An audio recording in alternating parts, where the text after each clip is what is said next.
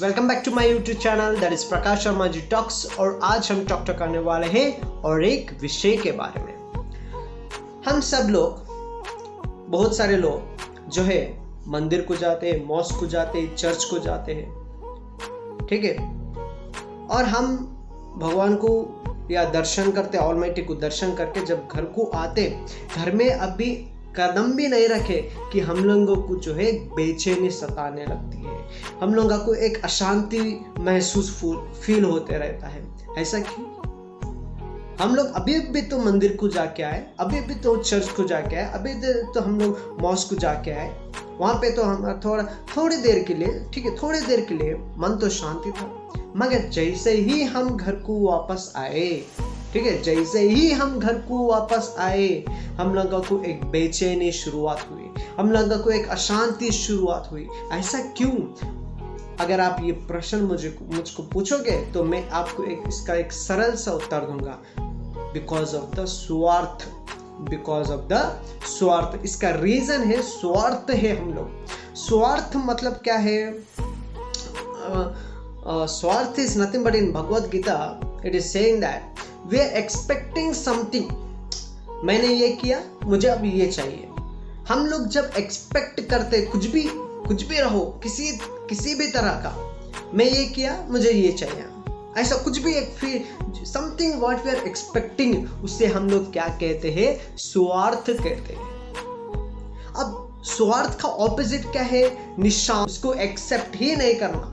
We are not expecting anything from anyone, that is called nishkam, ठीक है। मगर हमारे दुनिया में ये कलयुग ऐसा है कि हम लोग जो है यहाँ पे स्वार्थी रहते, selfish, we are very selfish, we expect something और समथिंग इन रिटर्न।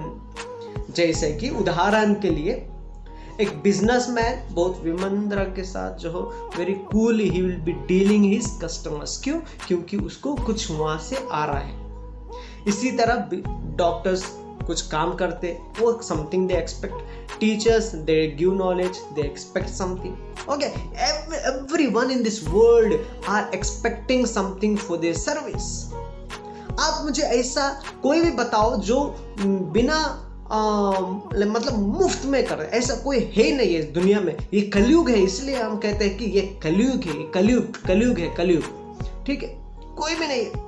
अरे भाई, हम लोग मंदिर को जाते हैं, मंदिर में जब घर से मंदिर का रास्ते में जो भी हम प्लान मतलब डिस्टेंस है, वहां पे भी हम लोग का कुछ स्वार्थ है। मैं भगवान से ये पूछूंगा, भगवान से मैं ये पूछूंगा, भगवान से ये मैं पूछूंगा। देखो, अब लाइन में खड़े हुए रहते भगवान का दर्शन करने के लिए, वहाँ पे सोचते रहते, मैं ये मांगूंगा, हे भगवान मुझे वीज़ा दिला दो, हे भगवान मुझे मेरी शादी करा दो, हे ऑलमाइटी मेरी एक अच्छी नौकरी लग जाए, कुछ भी। देखो तो कहाँ से होता?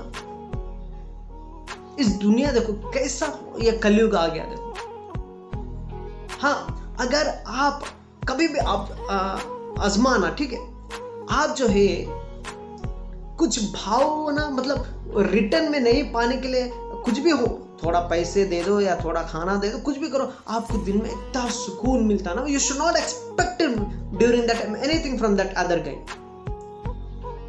ये चीज हम लोग प्रैक्टिस नहीं करते, बहुत सेल्फिश हो गए हम लोग।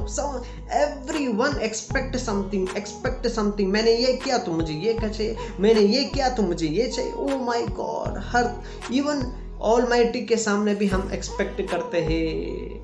हम जब देखो, मंदिर जाना अच्छा बात है, मॉस्क जाओ, चर्च जाओ, आपके रिलीजन को आप मानो, मगर जो है दिल से, विदाउट एनी स्वार्थ, आप जो है उनके शरण में चले जाना। तो क्या होता है यहाँ पे? इवन तो क्या होता है? आपको कुछ प्रॉब्लम नहीं था, सही एकदम मन शांत रहता। इवन बेटे लोग, पापा का प्रॉपर्टी मिला तो ठीक है पापा जी, पापा का प्रॉपर्टी नहीं मिला तो चल साइड। देखो, हर कोई इस दुनिया में आज क्या हो गया? इस कलयुग ना इस तरह से बन गया, ठीक है। ये है स्वार्थ। अब हम एक एग्जाम्पल लेने की कोशिश करें, एक एग्जाम्पल के साथ। अब देखो यहाँ पे यशोदा मैया भगवत गीता में क्या कहता है कि जो भी श्री कृष्ण के शरण में आते वो स्वार्थ को छोड़ के आना चाहिए। जब भी भगवान जो है या ऑलमाइटी जो है आपको जो है दिल से प्रसन्न हो के आपको कुछ भी कर सकती। God is not selfish like us. जब आप गॉड को दिल से मानते, दिल से याद करते, तो वो भी आपको कुछ ना कुछ तो देंगे भाई। उनकी मर्जी देना या नहीं देना, आप तो दिल से तो याद करो बिना कुछ रखे हुए। यहाँ पे कुछ एग्जाम्पल देने की कोशिश करूंगा। यशोदा मैया जो कृष्णा की माता जी थे, उन्होंने भगवान को अपने प्यार में बांध के रखे रस्सी से, वो पिलर में। क्यों कर सके? क्योंकि she loves totally dedication for the Shri Krishna. क्या किसी का दम की भगवान को ही, ऑलमाइटी को ही मान के रखे? नहीं।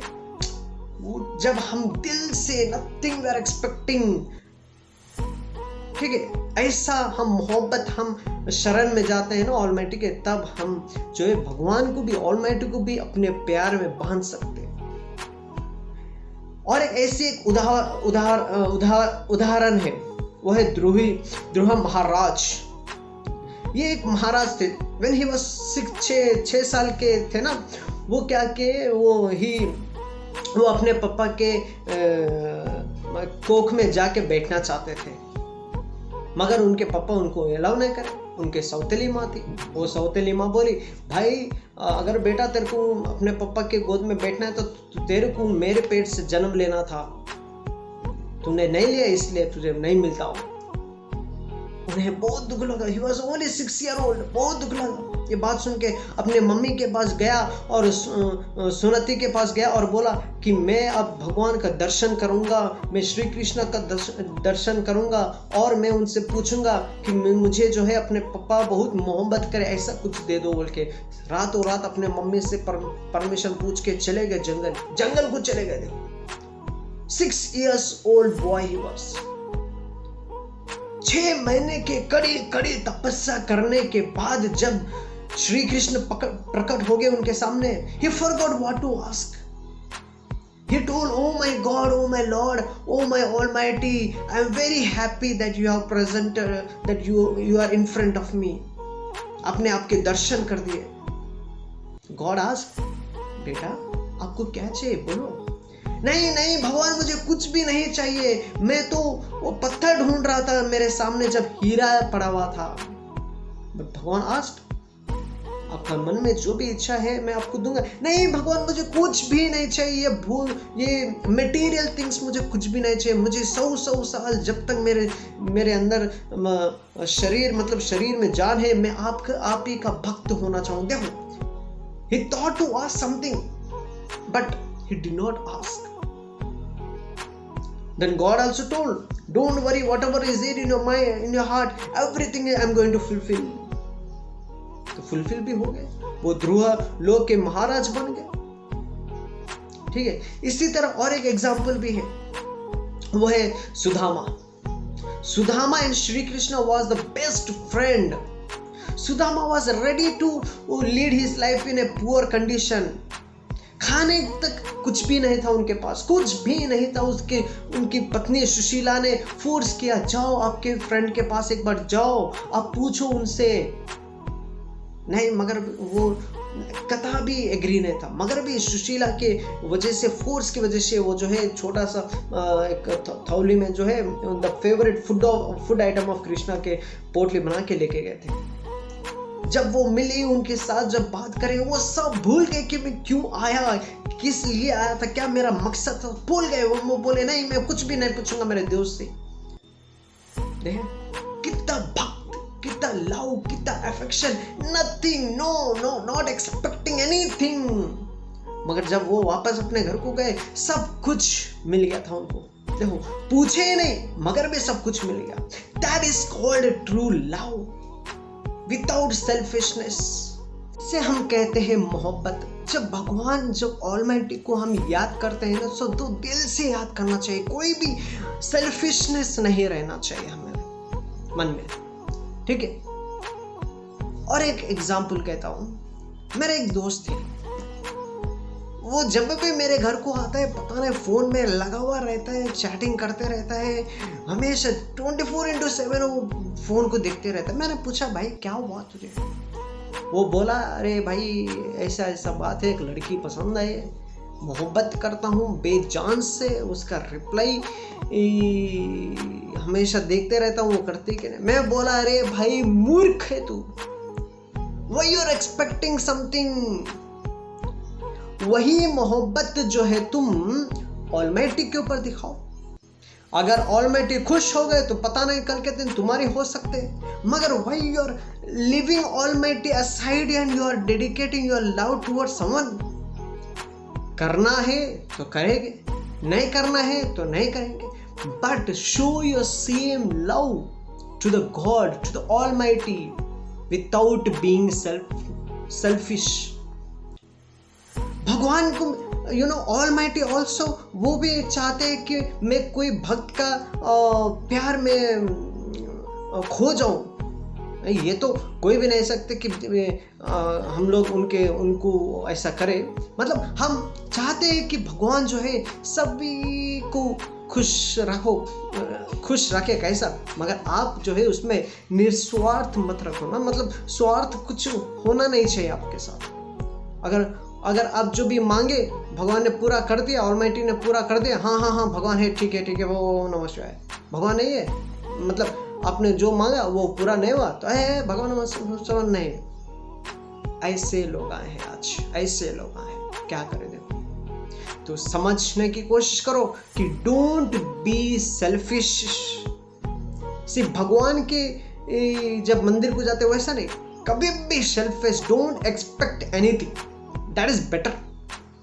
आप जो भी अपना काम कर रहे हैं मन से करो और ऊपर वाला ऑलमाइटी सब देखता। ठीक है, तो मेरा उद्देश्य है कि आपको समझाना है कि सेल्फिश मत रहना। Don't expect anything. Just dedicate your life, your sharir, your atma to